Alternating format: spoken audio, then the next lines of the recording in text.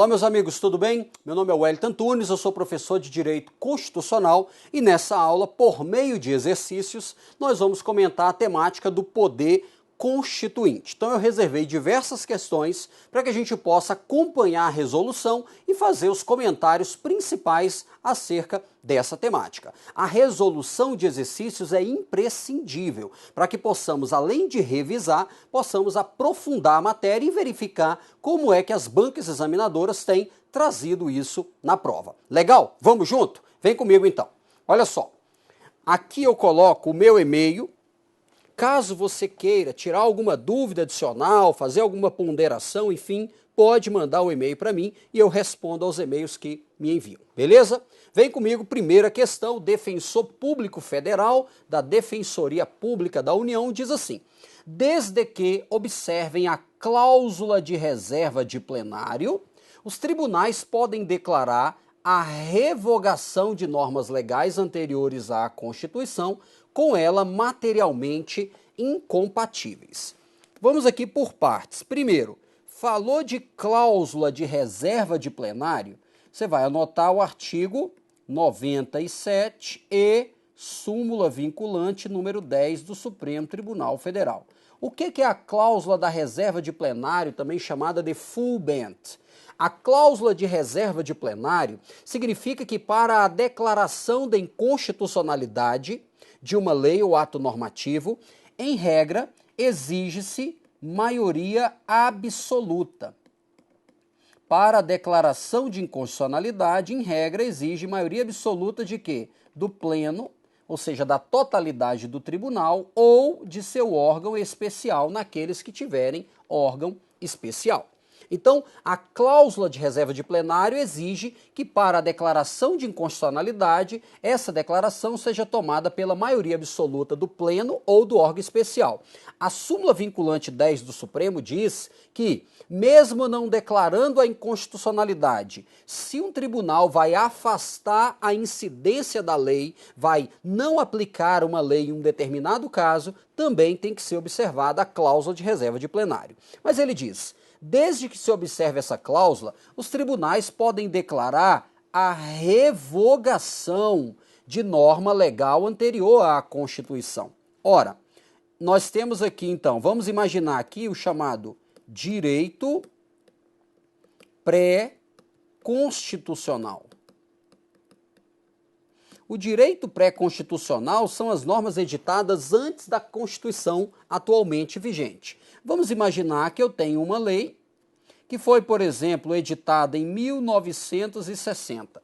E eu tenho aqui a Constituição Federal de 88. Ó, se essa lei, se o conteúdo dessa lei contraria a Constituição, é o que a gente chama de incompatível materialmente. Se o conteúdo da lei antiga, da lei pré-constitucional, contraria a Constituição, segundo o STF, nós não temos aqui declaração de inconstitucionalidade. Nós temos aqui um simples conflito intertemporal de normas e haverá o quê? A revogação de quê? Da lei pré-constitucional. Não há declaração de inconstitucionalidade, há uma mera constatação de que a Constituição revogou a lei pré-constitucional. Ora, para declarar revogação, não há necessidade de observar a cláusula de reserva de plenário. Por quê? Porque a cláusula de reserva de plenário ela é exigível para a declaração de inconstitucionalidade ou mesmo, segundo a súmula vinculante número 10, para afastar a aplicação de uma determinada lei a um certo caso concreto. Logo, o gabarito dessa excelente questão está errada. Fica atento com essa temática. Beleza?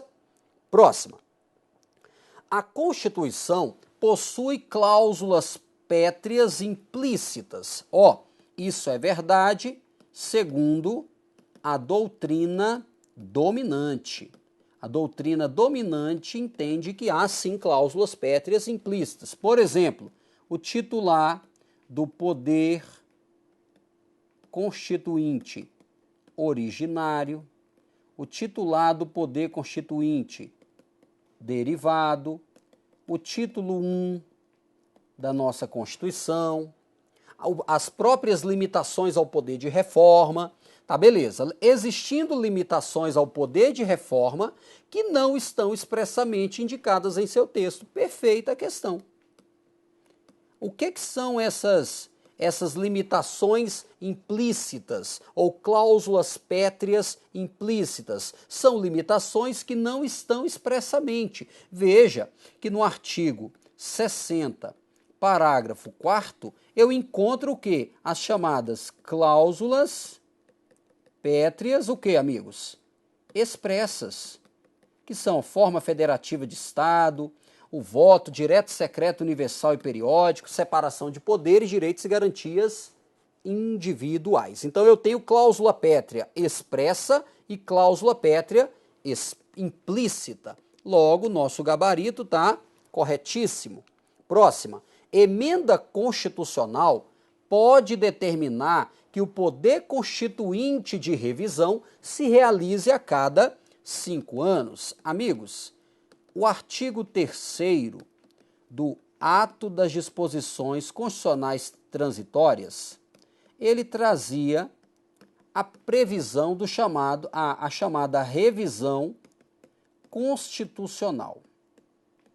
Só que essa revisão constitucional, primeiro, somente poderia ser realizada uma vez, essa é a posição do Supremo, após 5 anos da Constituição, 5 anos da Carta de 88, essa revisão constitucional ocorreria por maioria absoluta do Congresso Nacional, o qual deveria se reunir aqui, em sessão unicameral. Vale dizer, não haveria distinção entre deputados e senadores, sessão unicameral. Isso já aconteceu, essa revisão aconteceu? Sim, aconteceu em 94, onde, no período em que foram editadas 6 emendas constitucionais de revisão. Então, o Supremo entende que isso somente poderia ocorrer uma vez. E o Supremo tem acórdãos dizendo que não pode, por meio de emenda, não pode ser novamente introduzido o poder constituinte derivado revisor. Logo, a nossa questão está o quê? Está errada. Porque emenda pode, segundo o Supremo, não. Porque o Supremo entendeu que o poder constituinte só permitiu isso uma vez. Como já aconteceu, é o que se chama de norma constitucional de eficácia exaurida.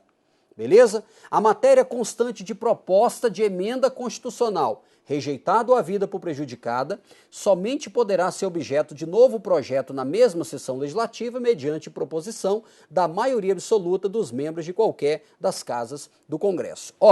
Se nós mudássemos proposta de emenda, se nós mudássemos para projeto de lei, a questão ficaria corretíssima, porque aí seria uma cópia fiel do artigo 67. Contudo, para proposta de emenda, eu preciso aplicar o artigo 60, parágrafo 5º, que traz o chamado princípio da irrepetibilidade,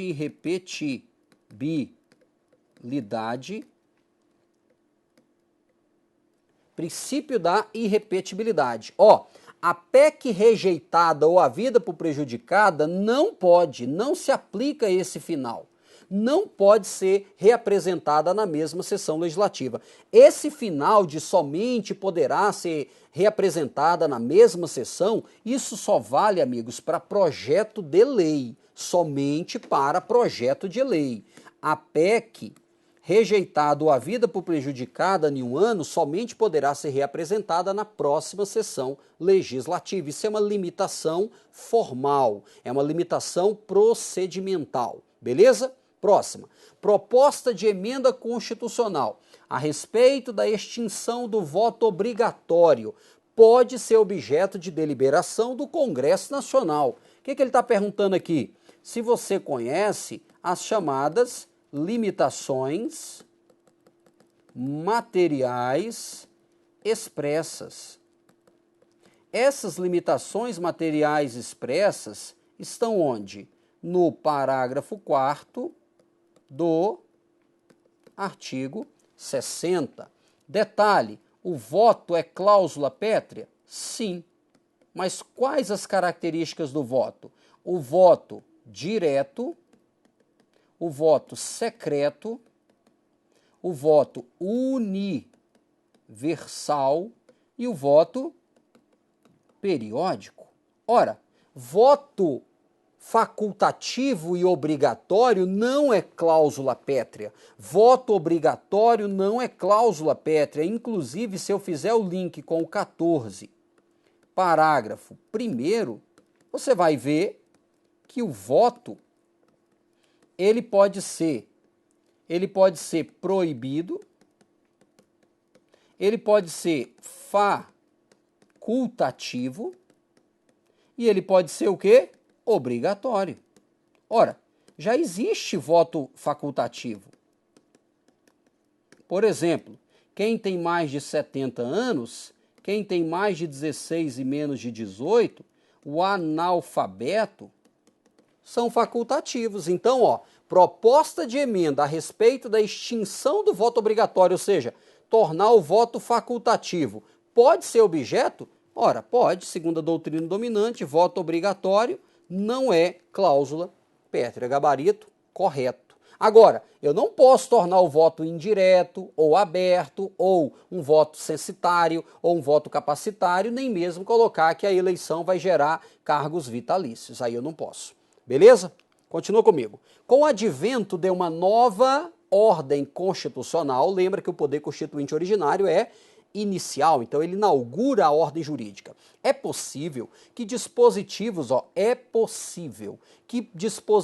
da Constituição anterior permaneçam em vigor com o status de lei infraconstitucional,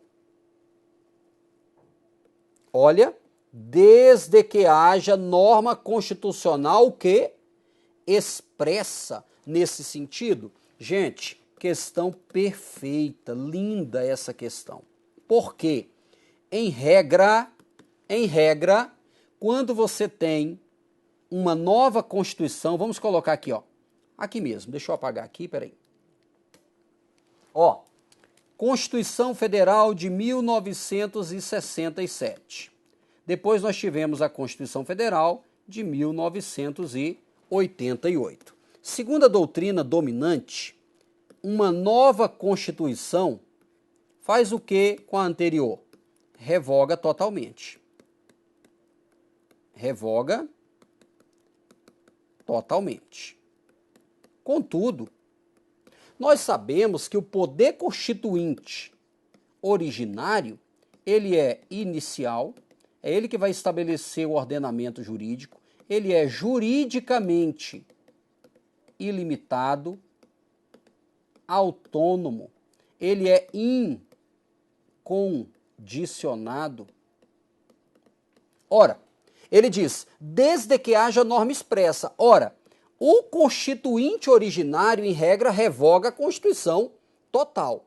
Né? A Constituição anterior revoga totalmente. Contudo, o poder constituinte, que é ilimitado e autônomo juridicamente, ele pode expressamente permitir que a Constituição não seja revogada, mas que essa Constituição seja desconstitucionalizada. É o que se chama de desconstitucionalização. O que é o fenômeno da desconstitucionalização?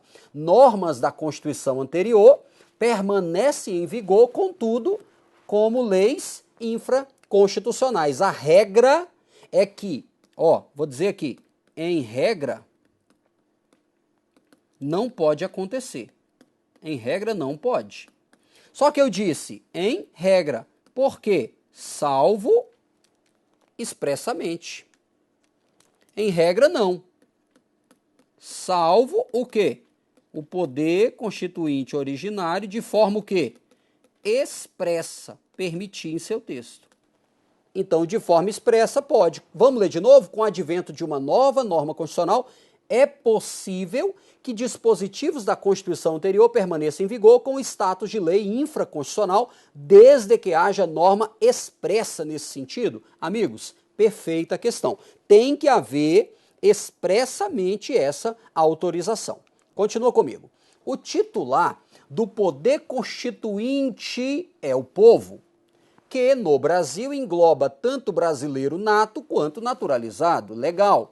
Ó, falou de titular de poder constituinte originário. Nós vamos dividir assim, ó. O Abad Siés, que foi quem criou a teoria, que consolidou, ele dizia que o titular era a nação. Naquela época, lá da Revolução, na véspera da Revolução Francesa, ele edita um panfleto chamado Que é o Terceiro Estado, e ele vai atribuir esse poder à nação. Contudo, modernamente, disse que essa titularidade é do povo. E quem é povo, juridicamente falando? Brasileiros natos e naturalizados estão ali no artigo 12 da nossa Constituição. 12, inciso 1 e 12, inciso 2. Esse é o povo. Questão aqui, ó, gabarito o quê? Corretíssimo, perfeita a questão. Continua comigo. Considere que lei editada sob a égide de determinada Constituição apresentasse uma inconstitucionalidade, formal, apesar de nunca ter sido declarada inconstitucional. Então veja, a lei, bora pegar aqui, ó. A lei A, ela é inconstitucional no plano formal, com, por exemplo, a Constituição de 1967. Inconstitucionalidade formal, por exemplo, a iniciativa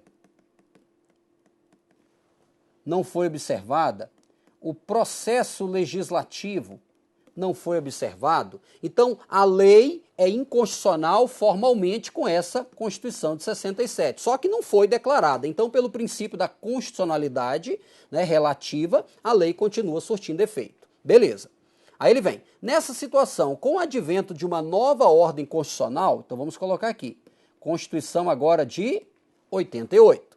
A referida lei não pode ser recepcionada pela nova Constituição, ainda que lhe seja materialmente compatível, dado o vício insanável de inconstitucionalidade. Olha lá, a lei foi editada sob a égide da Constituição de 67, no meu exemplo, e é inconstitucional no plano formal. Só que veio a Carta de 88 e revogou a Carta de 67, e a questão está dizendo que essa lei é compatível materialmente com a nova Constituição, ou seja, o conteúdo dela, o conteúdo não contraria a nova Constituição. A pergunta é, essa lei inconstitucional formalmente com a Carta de 67, mas constitucional materialmente com a Carta de 88, ela pode ser recepcionada, ela pode ser recebida?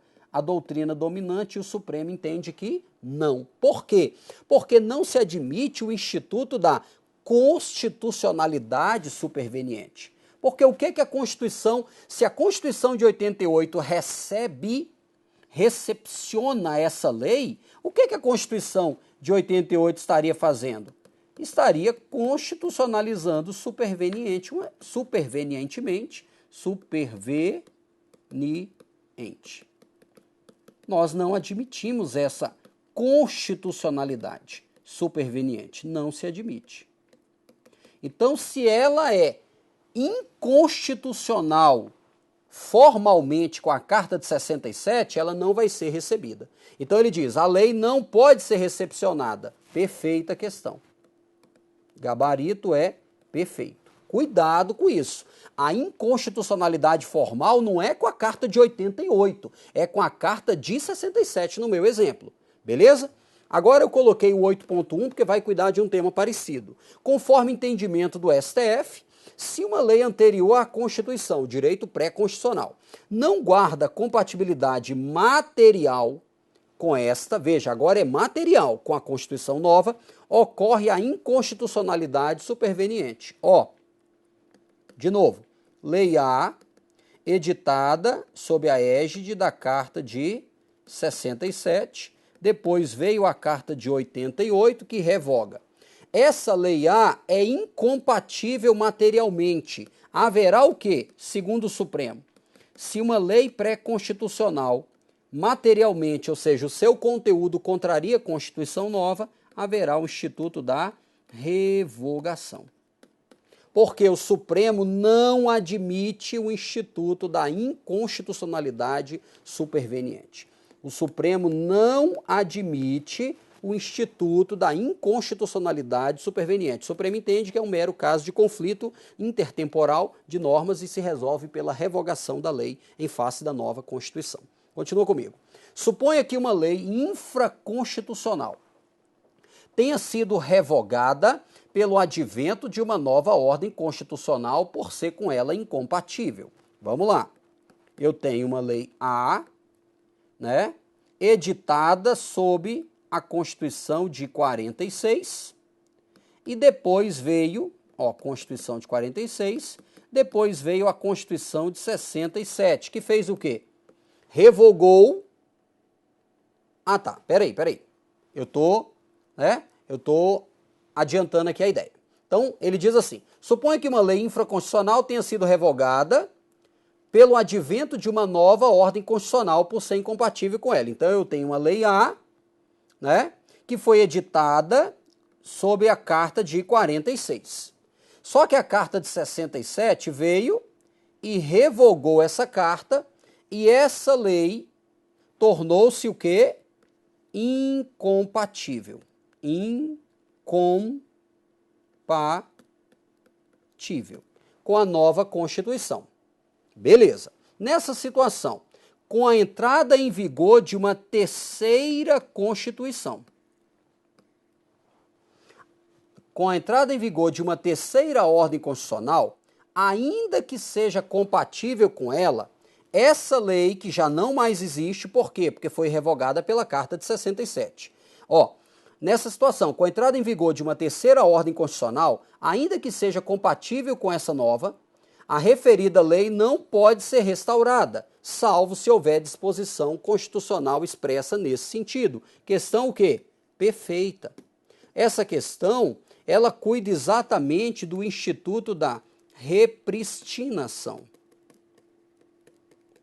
Que é o quê? A restauração da eficácia de uma norma revogada. Olha só, a Lei A foi revogada porque contrariava a Carta de 67. Veio a Carta de 88 e revogou a de 67. A pergunta é: a Constituição de 88, revogando a Carta de 67, restaura a Lei A? Resposta: não, salvo se expressamente a Constituição nova quiser fazer isso.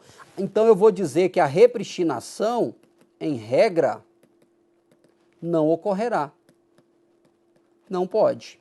Aí eu digo, salvo disposição expressa. Isso, inclusive, está lá na Lei de Introdução às Normas do Direito Brasileiro, trazendo exatamente essa regra. Beleza? Próxima.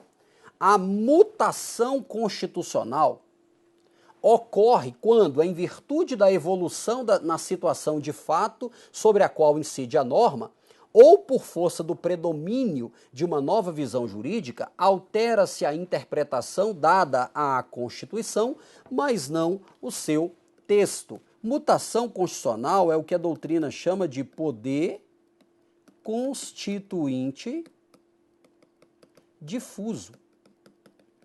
Por que difuso? Porque ele vai trazer uma alteração informal da Constituição.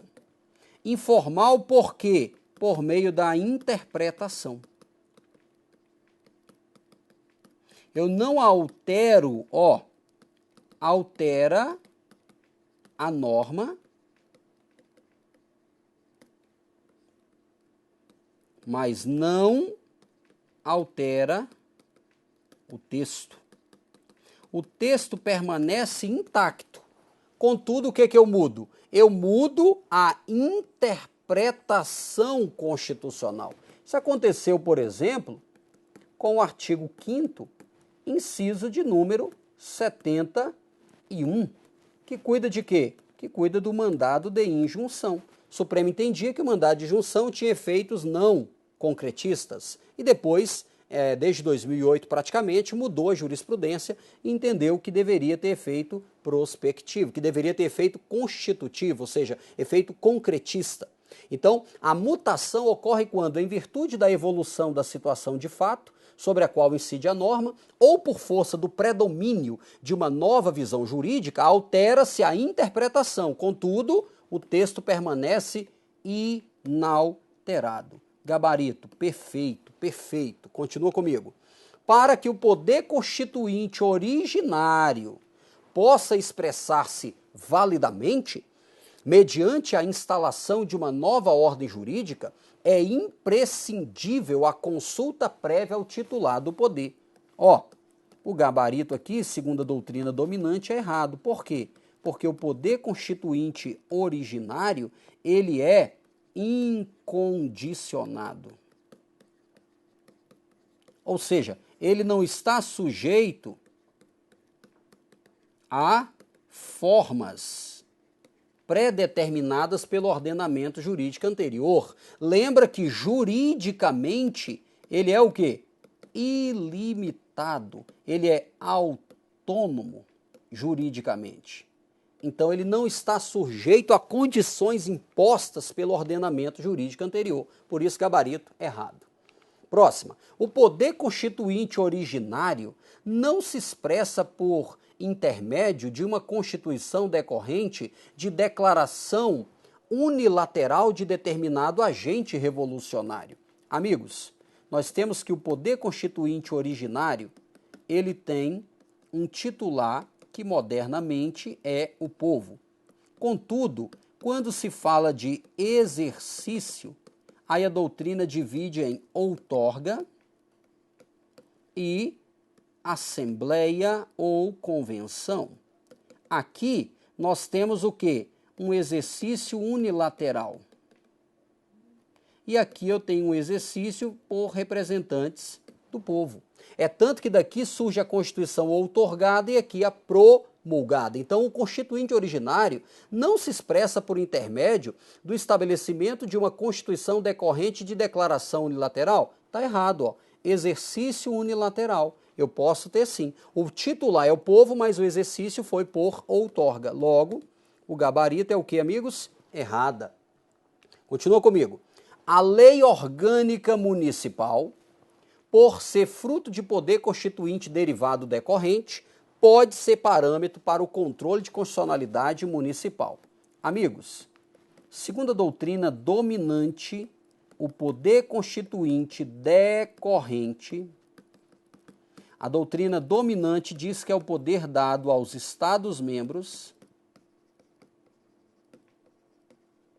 e também a doutrina dominante diz que o DF tem esse poder. Agora, isso aqui, veja, é a doutrina dominante. E encontra respaldo também em algumas decisões do Supremo que diz que a lei orgânica do DF tem caráter de Constituição. Caráter, tem aspecto de Constituição, inclusive uma lei do DF pode ser declarada inconstitucional por violar lei orgânica do DF. Beleza? Agora, município, pela redação do artigo 29, cabeça, município,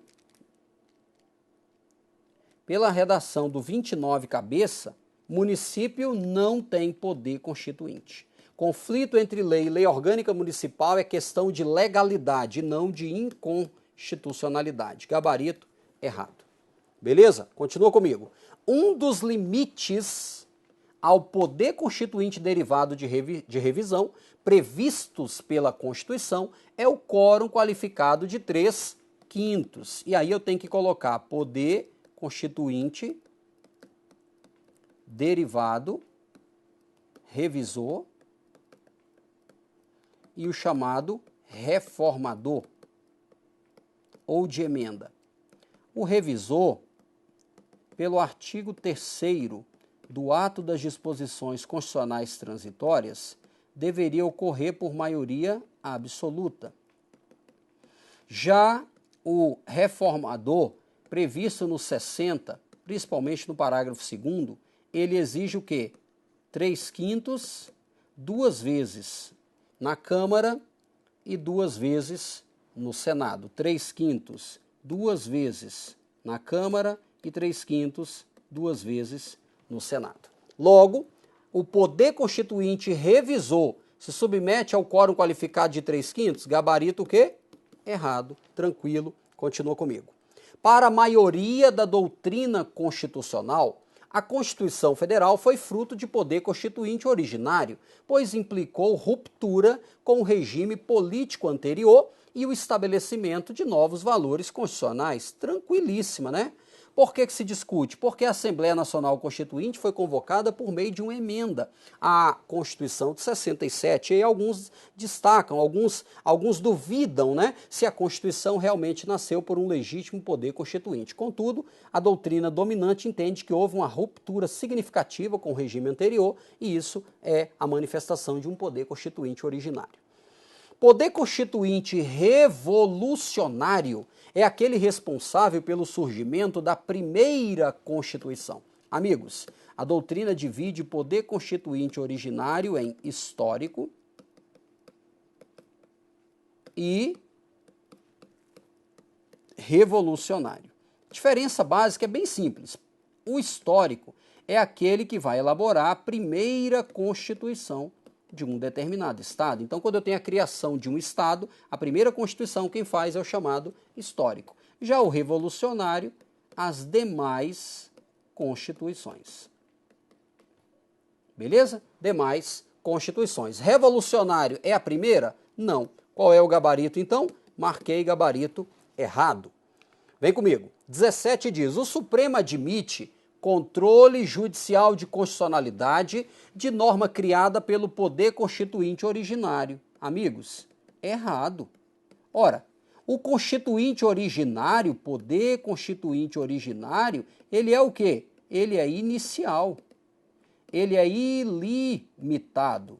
Ora, ele é que vai dizer o que é Constituição. Então, o Supremo não pode declarar a inconstitucionalidade de uma decisão política fundamental tomada pelo Constituinte originário. Agora, olha 17.1. O poder constituinte originário é inicial, é incondicionado, mas limitado por princípios da ordem anterior? Claro que não. Ele é juridicamente ilimitado. Fechou? Continua comigo. As emendas constitucionais tem o mesmo grau hierárquico que as normas constitucionais originárias. Até aqui, beleza. E por isso, não estão sujeitas a controle de constitucionalidade. Aí a questão ficou o quê, amigos? Ficou errada. Por quê? Porque o poder constituinte derivado reformador, ele está sujeito a diversas o quê?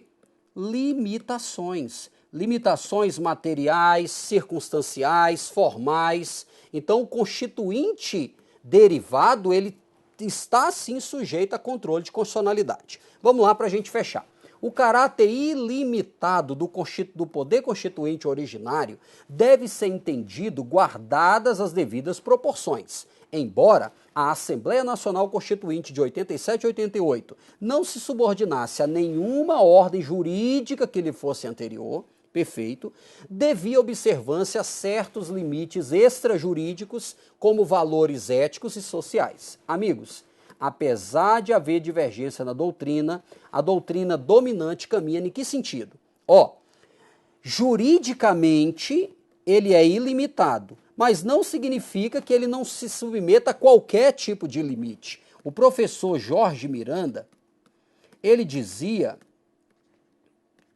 na sua doutrina que existem 3 limites ao constituinte originário, que ele chamava de limite imanente, limite heterônomo e limite transcendente. E a doutrina dominante tem levantado que há limites jurídicos ao poder constituinte, valores éticos, morais, espirituais, culturais. Essa é a doutrina dominante. E a última questão para a gente fechar: o poder constituinte originário é autônomo? Verdade. E tem natureza pré-jurídica? Verdade. A doutrina diz que ele é um poder de fato. Ele é um poder jurídico. A natureza jurídica dele é essa. Por quê? Porque não é ele que é inicial, não é ele que vai inaugurar a ordem jurídica, então ele não é um poder de direito, ele é um poder de fato. Essa é a doutrina dominante acerca do poder constituinte. Então, amigos, aqui a gente finaliza então essa aula. Procurei comentar com você os principais tópicos, vale a pena depois revisar, e se tiver alguma dúvida, mande para mim, tá certo? Um grande abraço, valeu!